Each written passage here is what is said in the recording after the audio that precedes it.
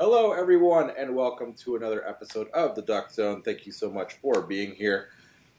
Big episode. It is the semifinals of the college football playoff. The quarterfinals were kind of a dud. We kind of saw the same thing over and over again outside of that ASU Texas game. Cam Scatteraboo had a just crazy game. But I'm going to pass it over to James. James, I know you have some highlights, some things you want to talk about. I'll add on to some things when you're done. Floor is yours. Yeah, Happy New Year, everyone. Yeah, thank God for that ASU Texas game, or else we would have had just another bad round of games. Something the committee, I'm sure, did not foresee, but um, is what it is. In case you missed it, Boise State hung around with Penn State as long as they could. Genty had a couple unforced errors, a couple fumbles, which are very uncharacteristic of him. He still looks like the top dog in my opinion.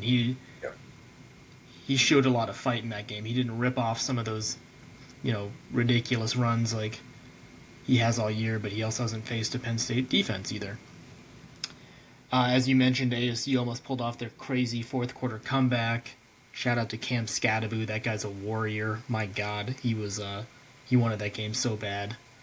And honestly, if the ball bounces another way, ASU could have won that game.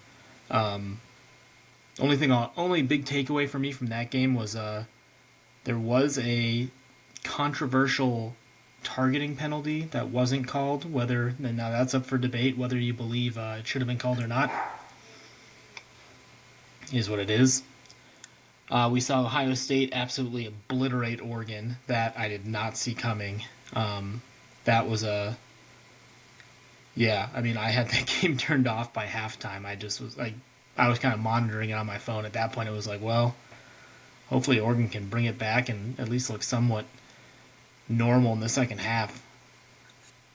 And last but not least, one thing I will say prior to the Notre Dame recap, hearts out to the city of New Orleans. Very devastating and shocking turn of events that went down there. Never like to see any of that. So that delayed the game for a day. And Notre Dame made it count when it mattered. And I say that because they didn't dominate Georgia, but they got the win, and the score looks a little worse than it actually was. I actually thought Gunnar Stockton played pretty well with the absence of Carson Beck, but a player like Carson Beck and his caliber, I think it truly shows that if he was out there, maybe Georgia could have put up a little bit better of an effort. But yeah, the big key takeaway was all the bye teams are out. So maybe we have a little discussion about that. Sean, what do you think that's something that we're going to see moving forward? Is that just kind of, oh, it's the first season we've had this? I mean, 20 plus days is a long time to sit. Yeah, when the college football season started and this playoff was released, actually it's been talked about now for about 18 months. It's been out there. Everyone looked at it and said, "Okay, this makes sense." And then, of course, let's play it out. And now it just doesn't seem like it makes a lot of sense.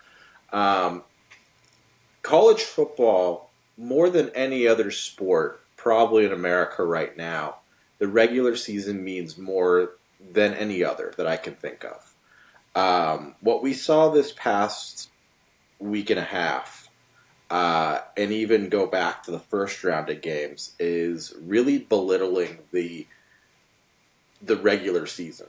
Um, Conference champions in this playoff are 0-5. That's bad. I'm not saying they should be 5-0, but 0-5 that's bad. Something's wrong with the format at that point. The other thing as well is I have to double check it, but the first half scores of the teams that did have a bye compared to the teams that didn't have a bye was like 80-17 combined. It's outrageously like out of whack. As you also said, every single team that didn't have a bye had a 14-0 lead at some point. It's just on paper it made sense, but now we've seen it. It obviously doesn't work. We obviously talked about their seeding issues. So there's a lot of, I think, problems with this playoff. I think there's a lot of things they're going to have to iron out in the off season and going forward. One of the things I've heard a lot of is a lot of people saying we should go to a 16 team playoff, and the first two rounds are played at the higher seeds home place. I think that would be better because I'll just talk about the Oregon Ohio State game. Oregon goes in undefeated. They're the number one team in the country. They go up against an Ohio State team coming off a rampant win against Tennessee. But they lost twice in the season, and it's almost like Ohio State got rewarded in the fact that, okay, cool, you're going to play in a 50-50 neutral site at a team.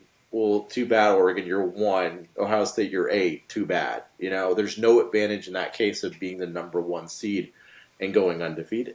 Um, so it will be interesting to see what happens. And one thing is goofy when Vegas is never wrong. Uh, and we'll go into this here in a second. If we're just going by seeding purely, the quarterfinal games, the lower seed was favored in every single game. That never happens. Like, it's rare to see that happen once, and every single one that's the case. And in these semifinal games, we have 5, 6, 7, 8 left. 7 and 8 are favored in those games. So the seeding has been wrong the whole way through, which is very bad. I mean, it's just on paper. I will very strongly say it looked like a good idea, but now that we've seen it 1 year through or halfway through, we'll see what happens these last couple of games. But the system just doesn't. There needs to be some things fixed because it just hasn't gone right. Yeah, even if they seeded it just literally 1 through 12, I mean, obviously some of these teams, ASU was, I think, 16th in the Yep. college football poll or, whatever they were. But starting from the top and going to the bottom, doing it that way rather than conference champion, ASU was the lowest seeded team and they got a bye. Yep. And yeah, I kind of like the idea of no buys, maybe Yep. a 16 team playoff because, yeah, like you said, Oregon didn't really get rewarded. I mean, okay, they got the bye, so they're automatically in the second round, but to just like they don't get a home game at all. I don't know. Yeah, I mean, we could go down rabbit holes of how this should be fixed, but it'll be interesting to see what goes on. Obviously, it's going to be this format, most likely the exact same thing next year, just because it is a 2-year contract. Whether that gets changed for the future, which I expect it will be, Yep. that'll have to be after next year. I could see them maybe changing at least how they seed going into next year. Or they say, you know what, this was the first year, is what it is, let's see how it goes next year. And then if it's kind of the same thing next year, then it's like, all right, that's 2 years in a row. That's starting Yep. to become a trend. So, Yeah. I don't know. It's anyways, it's very disappointing just from the standpoint of I think a lot of us sports fans, college football fans, were looking forward to a playoff like this for many years, and to see it kind of perform the way that it has the first year is this in a bigger form, not a 4 team. It's disappointing. I have to admit it is disappointing, and it's just like we did this thinking we're going to get a lot of good games, we're going to get a lot of fair matchups. And instead, we've seen kind of the same story happen almost every single game. One team looks like they've been playing football every single day for the last, you know, 4 months, and you have a team that looks like they have had the last month without the hit anybody. And it's just like it doesn't seem equal. So well, in the FCS, they've been doing this format for a couple of years now. So even if they just kind of look towards how they do their playoffs and kind of mimic that, that might be not a bad idea. well, I Uh, think that's what they Last did. thing I'm going to say, and then we can jump. Oh, sorry. What's Yeah, that? I was going to say that's what I think they were doing is they were matching them. But the one thing that they didn't do is up to the championship game. Whoever's got the higher seed plays at home. Right. Yeah. Yeah. Last thing I'm going to say, shout out to North Dakota State. This is a football show. We don't really talk much about the FCS, but as of a couple days ago. I think it was Monday night. North Dakota State won the FCS championship. They're an absolute dynasty. They had never. Here's a fun fact: they had never won a championship prior to 2011. I believe they just won their 10th. It's either Jeez, their ninth or their 10th, and I think it's their 10th. But 10 championships since 2011 is absurd. that's nuts. How's that sitting in your household? Not good. Not good. North Dakota State. That's a pretty big rivalry, North Dakota, Yeah. South Dakota State. So North Dakota State actually beat South Dakota State in the semifinal to get to the final. NDSU played and beat Montana State today, and Montana State was the number one seed. Um, it's a good game. I watched it on Monday. I came down right to the end, 35-32 final. So Yeah.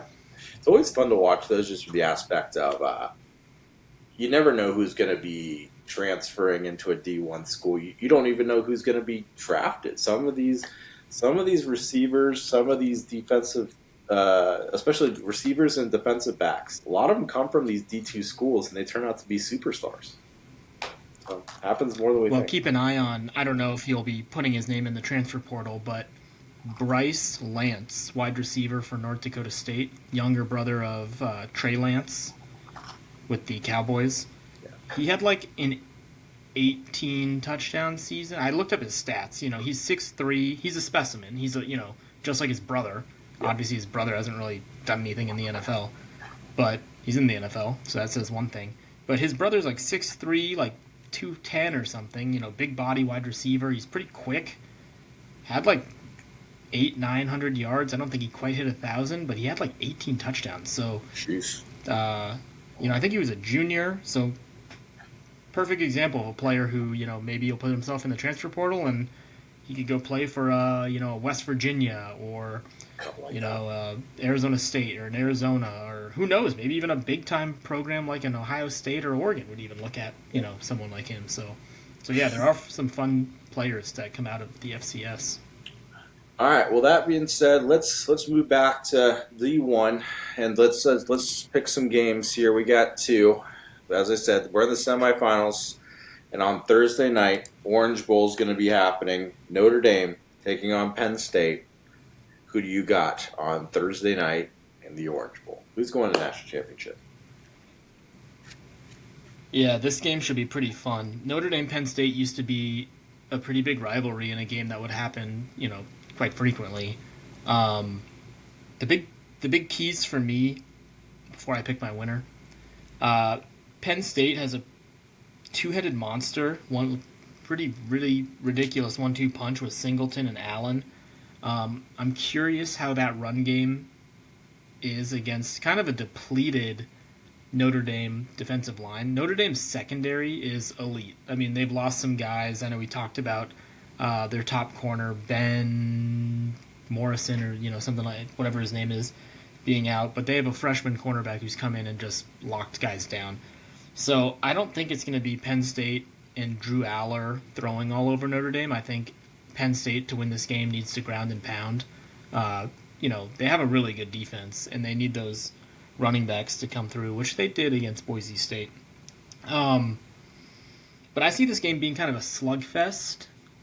Ultimately, I'm picking Notre Dame. I think Riley Leonard is a dog. I think he's going to do everything he can uh, to get this victory. And another thing I'm looking at is running back Jeremiah Love. He's come out of the game late for Notre Dame, and I think he really needs to put forth a good performance for Notre Dame to get this W. But with that being said, I am picking Notre Dame. So yeah, who do you got? Yeah, I'm going to take Notre Dame as well. I've liked what they've done in the first two games. Beat Indiana soundly, beat Georgia, really took their offense out of the game. I've liked them since all season. They've actually played very well, minus that one loss early in the season against Northern Illinois. And I think they're going to dominate this game as well. I also think we're now going to go back to the James Franklin of old of he can't win the big one. up to this point, having beat SMU at home. That was kind of an easy way into this playoff, especially being at home. And then they got to play, Boise State in a round where Boise State probably shouldn't have gotten a bye. So, up to this point in the playoff, James Franklin really hasn't had that big opponent. This is the first big opponent. So here's your chance to get off the mantle, because I don't think those first two wins really get you off the mantle. Of congratulations, you beat a top five team, and Notre Dame is a top five team. I think Notre Dame wins this thing. I think it's going to be a good game. I think it's going to be a hard battle, but I think Notre Dame in the end pulls out a one-score victory, and James Franklin does not fall off of the can't win the Big One mantle. The Friday night game, Cotton Bowl, Ohio State taking on Texas. Yeah, on paper, this is what everyone signed up for. You got two powerhouses, two, blue bloods of college football, if you want to call it. Yeah, this should be a fun one. Two top defenses. I believe Ohio State and Texas are both top five defenses in the country. So this one I think is going to be low scoring again. I know it's funny to say that after what we've seen Ohio State do these past 2 weeks, especially after that Michigan game. Everyone was so down on Ohio State, and then they came out and just absolutely obliterated Tennessee in the first quarter and held on, and then just, ripped Oregon to shreds. So talk about peaking at the perfect moment. Ohio State, my God, their offense looks unstoppable. And the key has been freshman Jeremiah Smith. He is a bona fide superstar. He's going to be, probably the top receiver taken in whenever he's eligible to be drafted. What is that, 2 years from now, I guess? He's a dude. So yeah, it's hard to not pick Ohio State, which I'm doing. I am picking Ohio State. I think this game's going to be a little grittier. Texas plays with a lot of grit. Just like their quarterback, Quinn Ewers. A lot of people have been down on Ewers and saying his draft stock's fallen. Where's Arch Manning? Why isn't he playing? Well, if Arch Manning really was this good, Sarkisian would put him in if he was their best chance at winning. But Ewers, I thought, had a really good game. He threw for 3 touchdowns last game, ran in one himself. So he did what he needed to do against ASU, and when the bright lights were on him, it was just his defense that kind of screwed the pooch in the fourth quarter against ASU. But yeah, I think this has all the feeling of being a low-scoring defensive battle. But I'm taking Ohio State to pull this one out. So I'm having Ohio State versus Notre Dame in my championship. Yeah, we're a little bit opposite here. Same result. I think Ohio State wins. I think Ohio State wins by a lot. I don't think this is going to be close. Texas has played the two closest feeling games of the tournament so far. They really slipped up. As much as Cam Scatterby took over that game, Texas had a lot of opportunities just to put that thing away, and they didn't do it. They did the same thing in the first round against Clemson. They had a lot of ways of just taking that game away, and they didn't do it. You can't leave a Ohio State chance to give them extra chances to survive and hang around and stuff like that. This could be very similar script as Tennessee, Oregon. This could be a bad runaway. It could be a game that's over by halftime, especially if they go up 14-0. I think it's over, and it could be as bad as the first two matchups. This Ohio State team is very good. And I'm beginning to throw together some sort of a theory here, because a team that's looked this good 2 weeks in a row against two teams that were considered, very good throughout the season. Oregon, one of the best teams in the country all season. Tennessee, a top 10 team all season. I'm beginning to believe they may have looked at this playoff format and said, let's throw together like a preseason script against Michigan, and if we lose, so be it. We're in the playoff already. We're not going to give anyone any film. We're going to be okay going this way through it, because this offense looks really good. And it's a little weird what happened in that Michigan game, especially even if you go the week before that, they trounced Indiana. Something's interesting that happened in that Michigan game. Yeah, that is interesting, especially when you have guys like I mentioned Jeremiah Smith, Emeka Ibuka is also going to be a first round pick in this. Maybe not first round pick, but he'll be one of the top receivers taken. Yeah, probably a first round pick. Yeah, Travion Henderson is a really good running back. I can't think of the second running back they have, but they basically also have a two headed monster. yeah, and then And Will Howard has been, their playing defense really is well. fast. And their defense is really, really good. Yeah, Yeah. so I at this point I think we're going to see an Ohio State Notre Dame game. I'm hoping for these games to be closer. I think one will. I'm a little bit worried about the other one.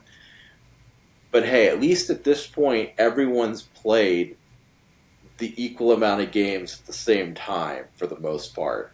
So at least we're coming in with the same amount of rest. Maybe we get something better. Maybe. So, uh, James, anything you want to add before we sign off here? No, I think you nailed it though. I just hope we get a good game tonight and a good game tomorrow night.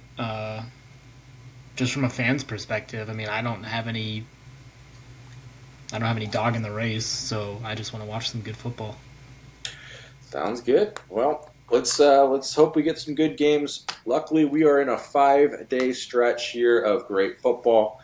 Obviously, tonight, tomorrow, we got Texas, Ohio State, and then the NFL playoffs start on Saturday, Sunday, and then we got the game on Monday as well. We'll be having a show on Saturday morning talking about our playoff first round predictions. Please join us then. Thank you so much for listening in, guys. Until Saturday, I'll see you guys soon.